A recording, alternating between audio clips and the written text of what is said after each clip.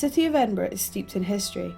Looking down from the top of Arthur's Seat at a glance, you can see some of Scotland's tallest and most stunning historical buildings. However, in this episode of Top Stories, we'll be visiting just outside of Edinburgh's city centre, to the small town of Ratho, where a truly spectacular modern architectural design lies. Through the storms and the light, baby, you stood by. This is the world's largest indoor climbing centre, the Edinburgh International Climbing Arena. Built into an old disused quarry, the EICA is a real feat of architecture and design.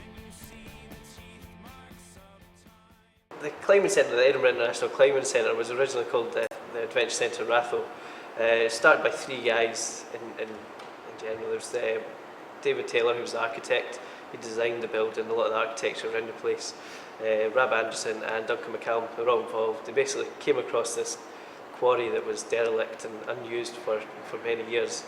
They bought it for the sum of about £1 and decided they wanted to build this magnificent structure of the world's biggest indoor climbing arena. Because of the unique location of the centre and the derelict condition the quarry was in, much of the building's design had to be changed during construction. The designer's idea was to create a blend of natural rock face with competition-sized climbing walls. This plan proved successful, and in 2003 the centre was opened for the first time. But in 2005, the centre fell into financial difficulties. Unfortunately, it just roller coasted and it got more and more expensive. They unfortunately went bankrupt. It was about 2 years ago they went bankrupt.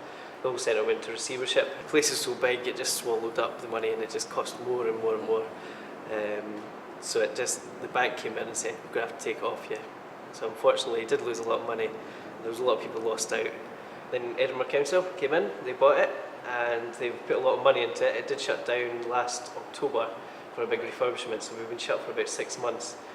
They did, however, add on to the climbing facilities by converting a room into a new indoor bouldering room.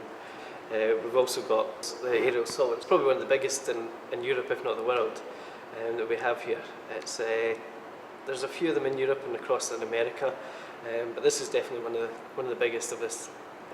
We've also got conference and event spaces as well, so you can hold big functions, weddings, all sorts of things like that.